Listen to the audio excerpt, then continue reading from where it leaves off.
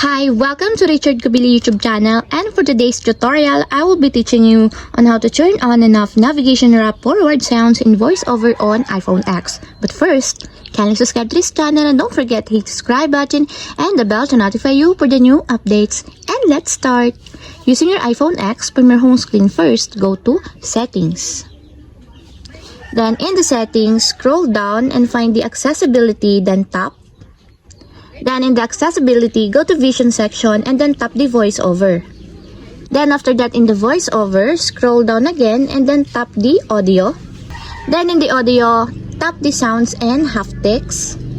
Then after that in the sound and haptics section, scroll down again and go to interaction section and then tap the navigation wrap forwards.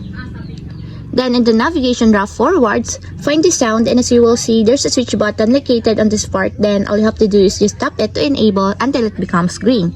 And if you want to disable or turn off, just tap again the switch button, just like this. And that's it, we have successfully turned on and off navigation wrap forward sounds in voiceover on iPhone X.